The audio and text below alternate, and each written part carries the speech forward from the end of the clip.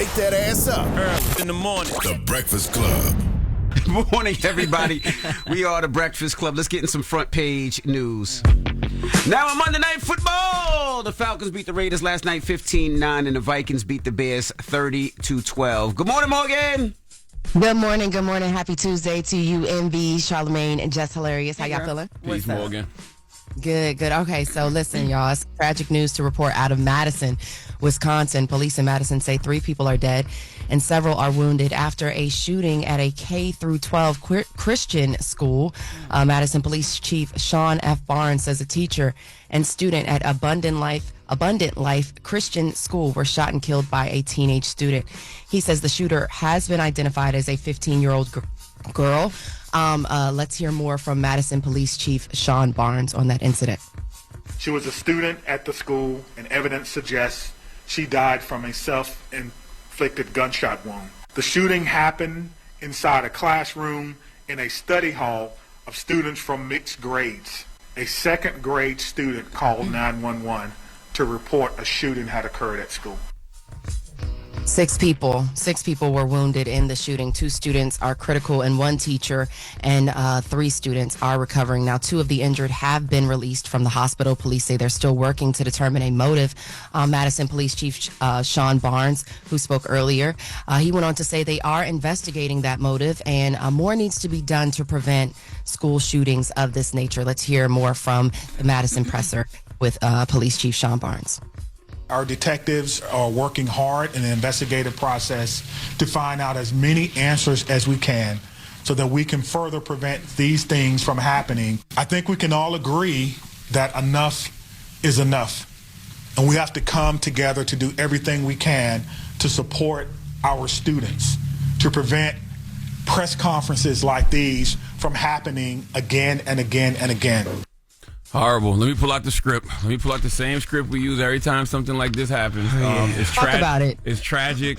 Thoughts and prayers to the family, sending healing energy to the families of the lives lost. Oh, and nothing is going to change because these elected officials are owned by these gun lobbyists. Like, it literally is the same story every single time. And it's so damn sad, man. And it's like you said, the holidays are right here, but we hear this, like you said, over and over and over again. Yeah. So the White House and President Biden has been briefed on the shooting. He issued a statement as well, calling for Congress to act on gun control now and saying it is unacceptable that we're unable to protect our children from the scourge of gun violence. Wisconsin Governor Tony Evers called the shooting heartbreaking, and he said the state will do what it can to support the students who survived. Many of Madison's local officials also offered their thoughts and prayers. Madison's Congressman Mark Pokin, however, he said thoughts and prayers are not enough. To your point, Charlamagne, he said he's angry with Republicans in Congress for not doing more to control guns. Vice President Kamala Harris also released a statement saying there is more work to be done to ensure that every person has the freedom to live safe from the horror of gun violence. Congress and state legislatures must make background checks universal, pass red flag and safe storage laws, and ban assault weapons. Again, we're not necessarily sure what's happening or what type of weapon was used outside of the fact that it was a gun. But of course, I will keep you guys posted as this story develops. But again, very tragic story out of Madison, Wisconsin. Yeah, there will never be any common sense gun legislation because the elected officials are owned by these gun lobbyists. And also, man, gun violence conversations, they can't just happen from these elected officials when mass shootings at schools happen. We need to have these combos too when CEOs are being gunned down in the middle of Manhattan as well. Like, why would those same conversations have to happen all the time? Absolutely. Looks like we're running out of time a little bit in this segment. But just to switch gears really quickly, the Federal Reserve is set to begin its 2-day policy meeting today. The Fed is widely expected to cut interest rates once again when it announces its decision on Wednesday. It will be the 3rd rate and final rate cut of the year, with most economists expecting a 0.25 percentage point reduction. The federal funds rate, which is the interest rate banks charge each other for short-term loans, is currently 4.5%. At 7, we're going to talk more about, what are we going to talk more about? Oh, the drone sightings. Oh, Lord, a lot has, we've got a lot to say more about these drone sightings. I know you guys talked to Pete Buttigieg yesterday about it, but yeah, the conversation continues. Wake that ass up. in the morning. The Breakfast Club. Morning, everybody. It's DJ NV, Jess Hilarious, Charlamagne the guy. We are the Breakfast Club. Let's get in some front page news. Start off with some quick sports now in football. Monday Night Football, the Falcons beat the Raiders 15-9, and the Vikings beat the Bears 30-12. Good morning, Morgan. Good morning, NV, Charlamagne, and Jess Hilarious. Y'all all right? Yes. Yep. Good. Okay, so we were talking about these drone sightings, y'all. So the White House says a rash of drone sightings have been seen across the Northeast, and they are legal and lawful in the air. White House National Security Council spokesman John Kirby said on Monday that there is no national security threat, and the activity seems to be from commercial, hobbyist, or law enforcement drones. Let's hear more from White House National Security Council spokesman John Kirby. We've done the detection and the analysis. We've corroborated the sightings. And in every case that we have examined to date, we have seen nothing that indicates a public safety risk. This is a collection of law enforcement, hobbyists, commercial drones, and of course civil aviation aircraft that have caused all these sightings. And it's not attributable to an actor for a purpose. To date, our assessment is that this is lawful, legal, commercial, hobbyist, and even law enforcement aircraft activity. Some of it's manned, some of it's unmanned. He also noted. I don't believe John Kirby. I think they have no idea what those things are, and it is, and if they do know, it's absolutely the wrong thing to tell people. It's not a public safety risk. If manned or unmanned SUV-sized vehicles are flying in the air over residential areas, what if one of them things crashes into a house? That's not a public safety risk? It is. What are you talking about? Absolutely. So Kirby also noted that more than 1 million drones are registered with the FAA. So at least let's hope that each one of those are registered, so that way if something happens, God forbid, we'll have something to go off of there. But anyways, that being said, Kirby added that the federal government continues to assist state and local law enforcement in investigating these drone sightings. Meanwhile, President-elect Trump claims the government knows exactly what these mysterious drones are flying over the U.S. Speaking from his Mar-a-Lago residence in Palm Beach yesterday, Trump said one flew over his golf course in Bedminster, New Jersey. Let's hear more from the president-elect in regards to these drones.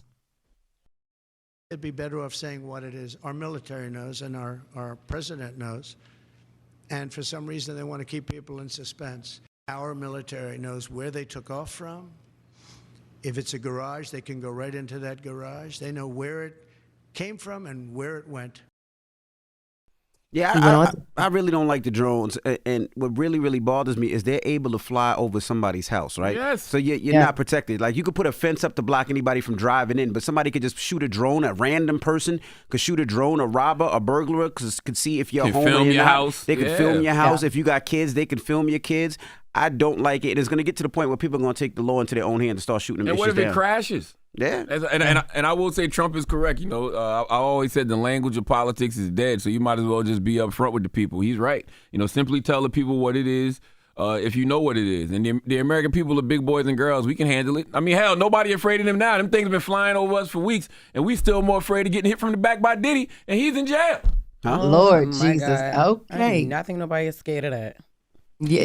Nobody. More people are more inviting than we think. So, shoot. Jesus.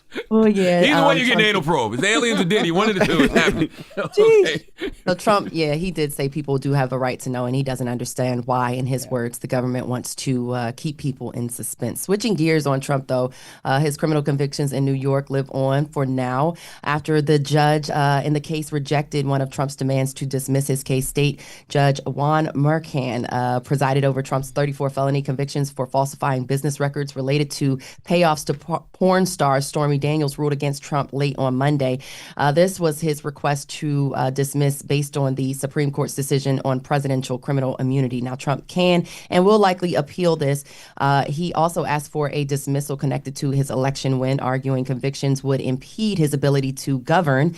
Prosecutors want to keep them in place and delay sentencing until Trump is out of office. Judge Merchan could rule on that dismissal request as early as this week. Now, speaking of criminal situations, we all saw this coming. Embattled New York City Mayor Eric Adams, he might get some legal help from President-elect Trump. In a press conference on Monday from Mar-a-Lago, Trump said he would look at potentially pardoning Adams, who is facing federal fraud and corruption charges. Now, the president-elect went on to say that he wasn't familiar with the specifics regarding Adams' charges in his case. However, Adams, Adams isn't commenting on the issue, but he actually has released a comment. Now, Trump says he would consider pardoning Eric Adams. Let's hear more from Trump on Adams and that pardon. Yeah, I would. Yeah.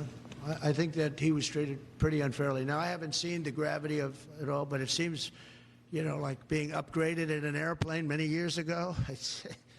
I know probably everybody here has been upgraded. They see you're all stars. I said, you know what? He'll be indicted soon. And I said it not as a prediction, a little bit lightheartedly, but I said it. I said, he's going to be indicted. And a few months later, he got indicted. Yeah, so Trump predicted that Mayor Adams would be indicted following his strong statements about migrants coming into New York City. So Eric Adams, he has actually reacted to Trump's comments in regards to possibly pardoning him. And he actually said he's going to continue to basically take heed to the advice of his lawyer. Let's hear from Mayor Eric Adams. No Americans should be going through what I'm going through.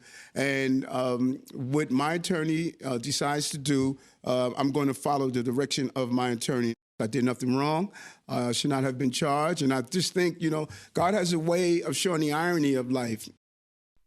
Yeah, so there you have that. Any additional thoughts on that? No, I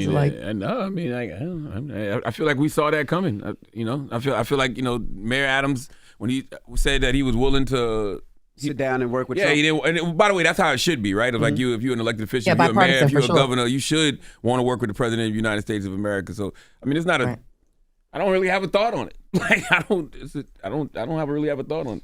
All right, well, we'll continue to watch it. Adams, of course, is accused of accepting at least $100,000 in travel benefits in the federal indictment that includes charges of wire fraud and bribery. It's all reportedly connected to his alleged contributions to his 2021 mayoral campaign from a Turkish government official seeking to gain influence over him. He has pleaded not guilty and maintains his innocence in that case. So that's pretty much it for your front page news today. I'm Morgan Wood. Follow me on social at Morgan Media. And for more news coverage, follow at Black Information Network. Download the free iHeartRadio app and visit us at BINnews.com. Wake that ass up. Early in the morning. The Breakfast Club.